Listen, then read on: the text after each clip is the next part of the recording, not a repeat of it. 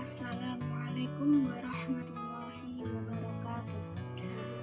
Sebelum dimulai, marilah kita membaca basmalah. Bismillahirrahmanirrahim. Kami di sini akan mempresentasikan kerja kelompok kami yang berjudul Sejarah Hukum Islam di Indonesia. Sebelum itu, perkenalan terlebih dahulu. Nama saya Elinda Indah Khoimah dan teman saya Elsa Tanjungsari dan Eka Aprilia. Saya akan menjelaskan satu, hukum Islam pada masa kerajaan Islam di Nusantara. Menurut pendapat yang disimpulkan oleh seminar, masuknya Islam ke Indonesia yang diselenggarakan di Medan tahun 1963, Islam telah masuk ke Indonesia pada abad pertama Hijriah atau pada abad ke-7 atau pada abad ke-8 Masehi.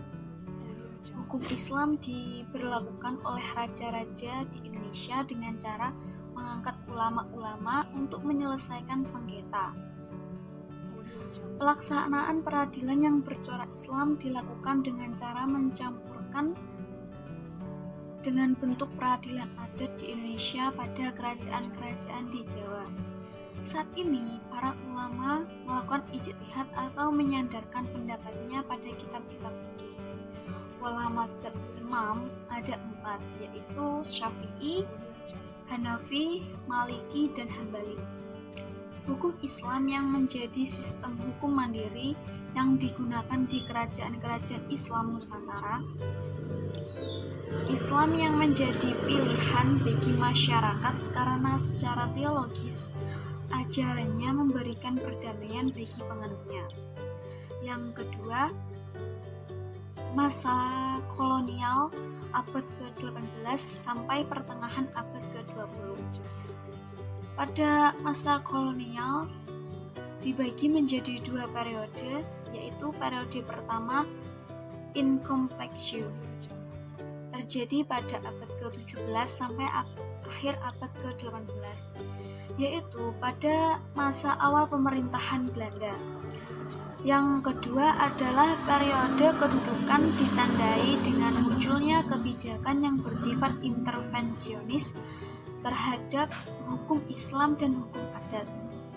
Periode ini dimulai ketika terjadi transfer kekuatan dari VOC kepada pemerintah kerajaan Belanda. Yang ketiga, masa kemerdekaan tahun 1945 sampai 1998. Itu Orde Baru dan Orde Lama. Kedudukan hukum Islam pada masa kemerdekaan mengalami kemajuan yang berarti. Meskipun mayoritas masyarakat Indonesia adalah Muslim, tetapi bukan hal yang mudah untuk memberlakukan hukum Islam di Indonesia. Pada fase hukum Islam ada 2 periode, yaitu yang pertama periode persuasif source dan yang kedua adalah periode autoritatif source. Selanjutnya masa reformasi tahun 1998 sampai sekarang, perkembangan hukum Islam pada masa ini mengalami kemajuan secara real. Hukum Islam melalui teraktualisasikan dalam kehidupan sosial. Secara garis besar, pemberitahuan hukum Islam dibagi wilayah Indonesia dapat dibedakan menjadi 2 kelompok, yaitu penegakan sepenuhnya dan penegakan sebagian. Kedudukan hukum Islam dalam sistem hukum di Indonesia. Di Indonesia berlaku beberapa sistem hukum dilihat dari seni umurnya. Yang tertua adalah hukum adat. Kemudian disusul hukum Islam dan hukum berat.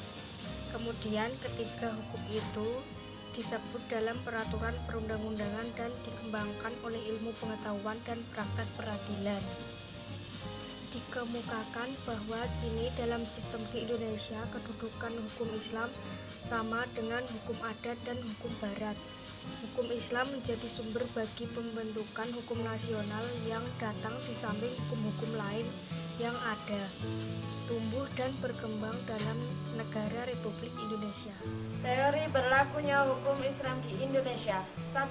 Teori Resorption in Complexion.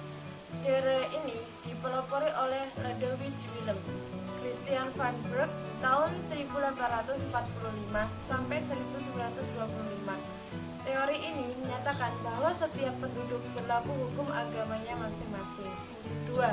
Teori resepsi. Teori ini dipelopori oleh Christian Sonneck-Harge dan Cornelis van Valentijn tahun 1857 sampai 1936. Teori ini dijadikan alat oleh Sonneck-Harge agar orang-orang pribumi jangan sampai kuat memegang ajaran Islam dan hukum Islam. 3. Teori resepsi exit. Teori ini diperkenalkan oleh Husserl. Menurut teori ini, pemberlakuan hukum Islam tidak harus didasarkan pada hukum adat. 4. Teori resepsi contrario. Teori ini diperkenalkan oleh Husserl, dikembangkan oleh Sayuti Thalib. Dengan memperkenalkan teori resepsi contrario, teori ini secara harfiah berarti lawan dari teori resepti, yang menyatakan bahwa hukum adat berlaku bagi orang Islam kalau hukum adat itu tidak bertentangan dengan agama Islam dan hukum Islam. 5. Teori eksistensi. Kelanjutan dari teori resepsi contrario dan resepsi exit. Menurut Letijanto S.A., teori eksistensi adalah teori yang menerangkan adanya hukum Islam dan hukum nasional Indonesia.